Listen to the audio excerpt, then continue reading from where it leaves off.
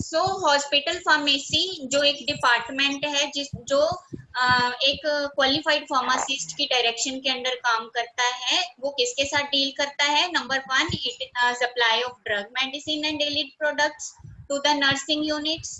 ठीक है, nursing units को ये सारे जो मेडिसिन रिलेटेड प्रोडक्ट्स हैं इनको सप्लाई करना। सेकेंडली, प्रेस्क्रिप्शन जो एम्बुलेटरी पेशेंट्स आ रहे हैं या आउट पेशेंट्स आ रहे हैं उनको स्पेशल प्रिस्क्रिप्शन उनकी फिलिंग करना, है ना। जैसे जब हम हॉस्पिटल में एंटर करते हैं तो वहां पे फार्मासिस्ट हमारी प्रेस्क्रिप्शन बनाते हैं ना, डॉक्टर से मिलने से पहले, यू नो। हाँ जी, तो उन प्रेस्क्रिप्शन की फिलिंग करना, that is also the work of hospital pharmacy. Next, it deals with the manufacturing of the drugs and formulation in bulk and in particularly the large volume parenterals which are required for the use of indoor patients, है ना। जो admitted patients हैं, indoor patients हैं, उनके लिए जो भी parenteral preparation जो बल्क फॉर्म में रिक्वायर्ड होते हैं उनको मैन्युफैक्चर करना.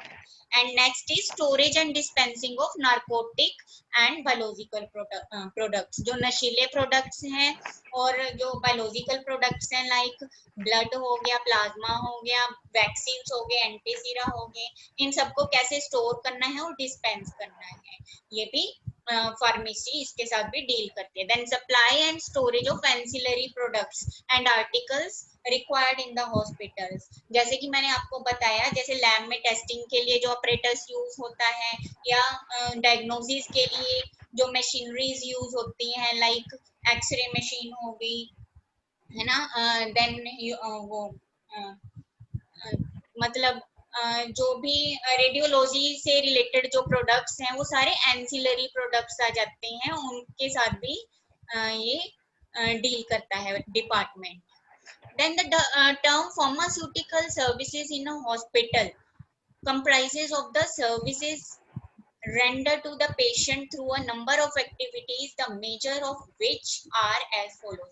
अब वो कौन सी सर्विसेज जो है फार्मेसी डिपार्टमेंट में प्रोवाइड की जाती हैं, हॉस्पिटल फार्मेसी जो सर्विसेज प्रोवाइड करते हैं वो कौन सी हैं? वो है number 1, dispensing of drugs and medicine as per the prescription of the medical staff. Medical staff मतलब जो डॉक्टर्स हैं ना, उनकी जो प्रेस्क्रिप्शन है उनके अकॉर्डिंग कोई जो भी मेडिसिन है या ड्रग है उसको डिस्पेंस करना. डिस्पेंसिंग आपको पता है ना बच्चों? Dispensing term is clear to you? Hello students? Yes ma'am. Okay, dispense करना मतलब पेशेंट को मेडिसिन देना, फार्मेसी से जो मेडिसिन प्रोवाइड की जाती है with proper counselling with the patient. Okay. Second is management of the stores which include purchase of drugs. अब स्टोर को कैसे मैनेज करना है, जैसे ड्रग्स परचेज कैसे करनी है, medicine according to recommendations of PTC. PTC होती है फार्मेसी थेराप्यूटिक कमेटी, उसके अकॉर्डिंग जो ड्रग्स हैं वो कुछ सेफ्टी रूल्स फॉलो करती हैं, है ना. पीटीसी के अकॉर्डिंग कुछ शेड्यूल्स बनाए गए हैं ड्रग्स को आगे जो है सेल मार्केट करने के लिए, मार्केटेड ड्रग्स जो प्रेपरेशन है उनको मार्केटेड करने के लिए.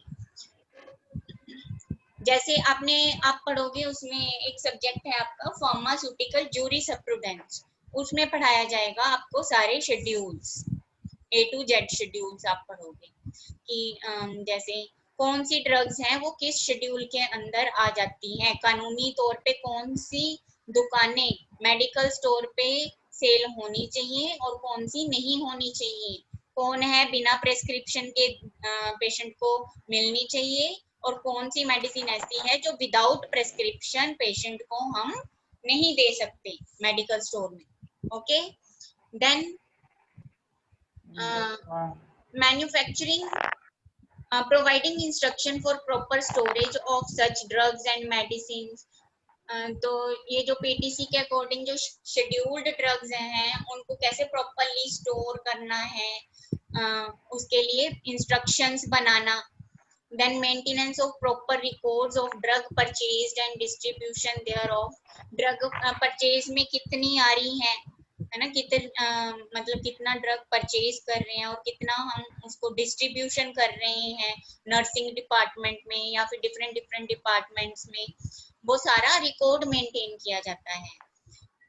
Third function of hospital pharmacy is manufacture and distribution of medicaments and products such as transfusion fluids।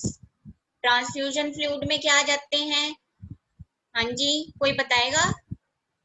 इसमें आ जाता है ब्लड प्लाज्मा, ब्लड हो गया, ठीक है, and other parenteral plasma ma'am products, बताइए। एंटीबॉडीज होगी, है ना, एंटीसीरा हो गया, ये ट्रांसफ्यूजन फ्लूइड आ जाते हैं। And other parenteral Yes, products, ma'am. other parenteral products required by the medical staff which are not manufactured and marketed, उन सबको मैन्युफैक्चर करना ये फार्मासिस्ट की ड्यूटी है। Tablets, capsules, ointments and other external use preparations, then stock mixtures as per the hospital formulary, ठीक है, hospital के अंदर ही प्रोविजन होती है। पुराने टाइम में, मतलब कुछ समय पहले की बात है कि जो मैन्युफैक्चरिंग डिपार्टमेंट है वो हॉस्पिटल के अंदर ही होता था। अब क्या है, अब जो है कंपनी से प्रोडक्ट्स आते हैं हॉस्पिटल में, फार्मेसी में, वहां से सिर्फ डिस्पेंसिंग का काम होता है, मैन्युफैक्चरिंग का काम नहीं हो रहा है। जो बड़े हॉस्पिटल्स हैं, बड़े लेवल पे हॉस्पिटल्स हैं, वहां अंदर मैन्युफैक्चरिंग एंड डिस्ट्रीब्यूशन का काम होता है। But this is as this is the duty of pharmacist, so is included over here. Okay, यहाँ पे इसीलिए इंक्लूडेड है। Next is providing drug monitoring services by studying effects of various drugs administered to the patient, especially the indoor patients, from the patient's charts maintained in the wards, etc., by the nursing staff. Example, in the index card of requisite size and maintaining the information in the hospital drug information bureau or center. अब क्या है कि patient की सारी history note की जाती है, उसके जो जो उसको ट्रीटमेंट दिया जाता है during their admission in the ward. वो जो वार्ड में जब एडमिट होता है ना वो पेशेंट, तो उसका साथ ही साथ एक नर्स स्टाफ होती है जो रिकॉर्ड मेंटेन करती है। तो उस रिकॉर्ड के उस रिकॉर्ड को, उस बने रिकॉर्ड को एनालाइज किया जाता है प्रॉपरली। जो भी सर्विसेज, ड्रग सर्विसेज प्रोवाइड की जाती हैं उनको मॉनिटर किया जाता है। अब मॉनिटर करके उसके क्या रिजल्ट्स होंगे? हाँ जी, किसी भी दी हुई मेडिसिन को या ड्रग को हम इवेलुएट कर सकते हैं कि वो कितना इफेक्टिव है या नहीं है। देन अब क्या है, the drug monitoring services are also provided by studying the samples of blood. Blood sample को स्टडी किया जाता है, sputum etcetera, for determining the concentration of drug in such samples to be able to learn about their concentration in blood etc. and also in various organs. और क्या किया जाता है, जैसे कोई मेडिसिन दी पेशेंट को, उसको देने के थोड़ी थोड़ी देर बाद उसके ब्लड सैंपल टेस्ट किए जाते हैं, उनकी स्पूटम फूंक जो होता है उसकी स्टडी की जाती है, ये पता लगाने के लिए कि दी हुई जो दवाई है ना, वो कितने टाइम में उसकी सिस्टेमिक सर्कुलेशन में पहुंच रही है, उसका पता लगाने के लिए। साथ ही साथ एक लेबोरेटरी होती है जिसमें ये रिसर्च वर्क किया जाता है, ये टेस्टिंग की जाती है।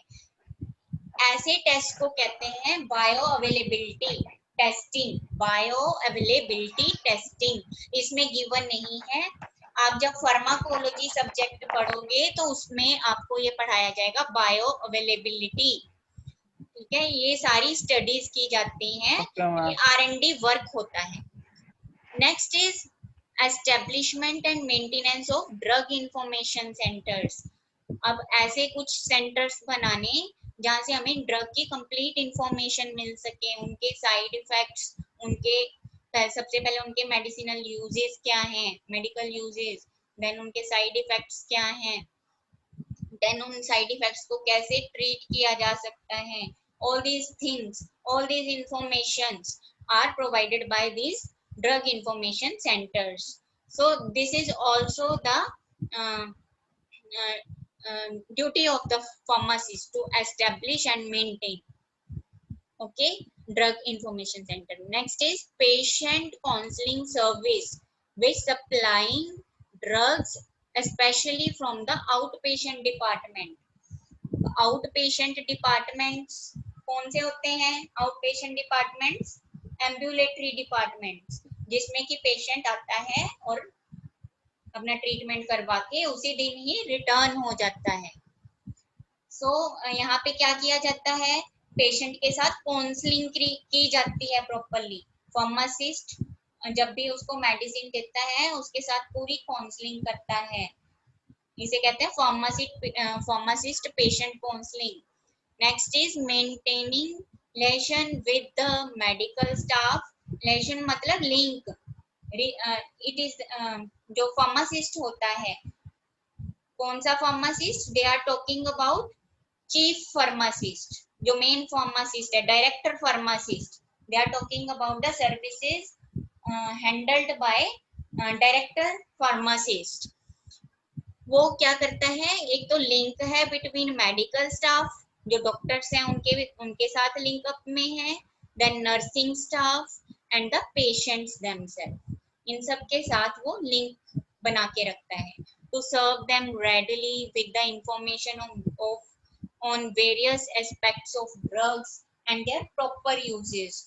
उनको पूरा इंफॉर्मेशन प्रोवाइड करता है ड्रग के वेरियस एस्पेक्ट्स के बारे में, क्योंकि फार्मासिस्ट ही ऐसा होता है जिसको पता होता है कि how to use a drug, क्योंकि उसी ने ही दवाई बनाई होती है, ठीक है, मैन्युफैक्चरिंग के साथ भी वही डील कर रहा है, तो वो उस पर्टिकुलर मेडिसिन को कैसे यूसेज में लेके आना है वो सारी इंफॉर्मेशन प्रोवाइड करवाता है मेडिकल स्टाफ को, नर्सिंग स्टाफ को और पेशेंट्स को, ओके, पेशेंट काउंसलिंग के साथ। then when required by them through the drug information center, ठीक है, ड्रग इंफॉर्मेशन सेंटर के through. then to maintain the nursing department and the central sterile supply unit in the hospital। अब hospital में nursing department को maintain करना, ठीक है, उनकी रिक्वायरमेंट्स जो हैं ड्रग रिलेटेड उनको पूरा करना, and the central sterile supply.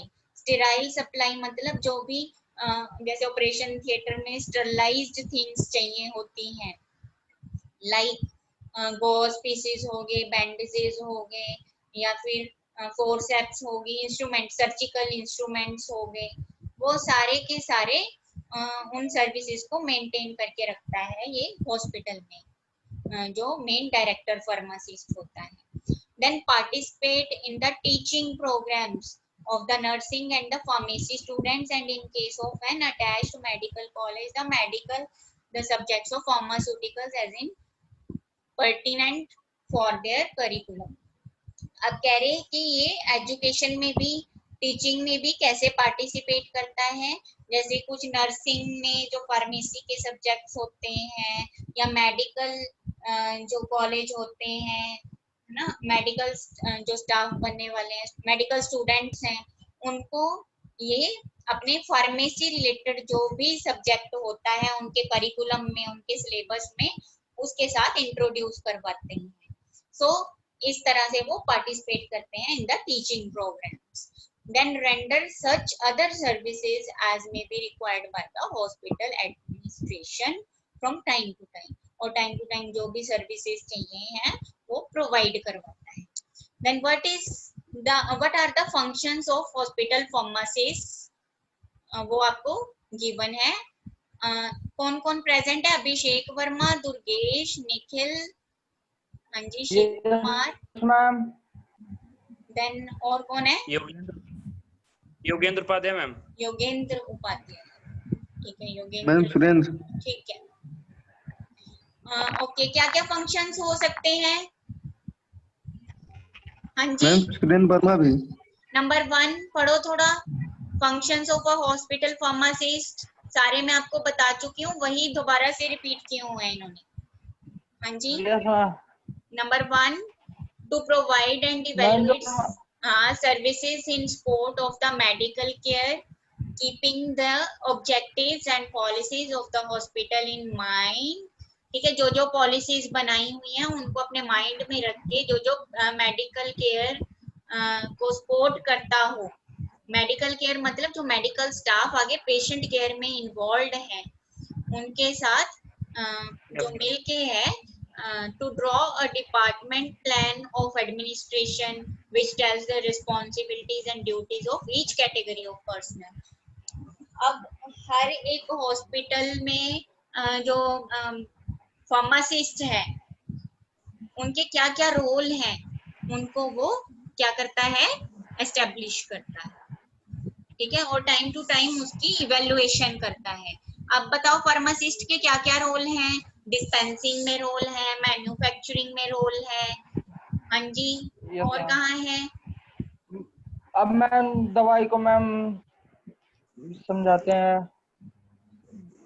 बहुत सारी जगह हैं जहाँ पे इसका रोल है, जैसे ड्रेसिंग प्रोवाइड करना, इमरजेंसी में ड्यूटी लगती है फार्मासिस्ट की। माइनर ओटी में जो फार्मासिस्ट है, जो चीफ फार्मासिस्ट है, वो अदर फार्मासिस्ट को जो स्टाफ होते हैं उनको इन्वॉल्व करके या नर्सिंग स्टाफ को इन्वॉल्व करके वहां पे वो ऑपरेशंस कर सकता है, खुद परफॉर्म कर सकता है। Then to provide departmental services and implement the pharmaceutical principal objectives, policies and standards of the hospital। अब implement करना मतलब उनको अप्लाई करना। ठीक है, जो भी जो हमारे हेड ऑफ डिपार्टमेंट हैं फार्मेसी के, जो हॉस्पिटल में होते हैं, वो क्या करते हैं, जो मेन एडमिनिस्ट्रेटिव बॉडी होती है, हमने पढ़ी थी ना क्लासिफिकेशन हॉस्पिटल में, जो मेन एडमिनिस्ट्रेटिव बॉडी होती है जिसके सुपरविजन में बाकी का मेडिकल स्टाफ वर्क करता है। फिर मेडिकल स्टाफ में डिफरेंट डिफरेंट डिपार्टमेंट्स के जो है डॉक्टर्स होते हैं, वो किसके साथ डील करते हैं आगे, जो डिफरेंट डिफरेंट डिपार्टमेंट्स के हेड होते हैं उनके साथ। तो इसी तरह से जो फार्मेसी डिपार्टमेंट हम पढ़ रहे हैं, फार्मेसी डिपार्टमेंट में भी जो हेड होता है वो क्या करता है, जो हमारी ऊपर वाली जो एडमिनिस्ट्रेटिव ब्रांच होती है, उन्होंने जो जो पॉलिसीज डिजाइन की होती है हॉस्पिटल्स के लिए, जो जो स्टैंडर्ड्स बनाए होते हैं, उनको कैसे इम्प्लीमेंट करना है, उससे वो अपने स्टाफ को क्या करता है, ड्यूटीज अलॉट करता है, जो मेन फार्मासिस्ट होता है। Then to participate in the coordination of the function of the department with the function of all other departments and services of the hospital। अब ये कोऑर्डिनेशन में वर्क करता है। फार्मासिस्ट जो है अकेले फार्मेसी डिपार्टमेंट की सर्विसेज नहीं परफॉर्म करता है, ये इसके अलावा जैसे इमरजेंसी में भी सर्विसेज प्रोवाइड करता है।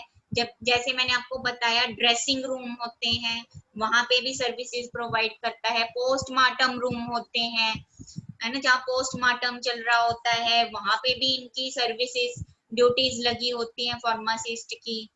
तो मतलब हॉस्पिटल में जैसे आपको मैं बताऊं इंजेक्शन रूम हो गए, वहां भी इनकी ड्यूटी होती है।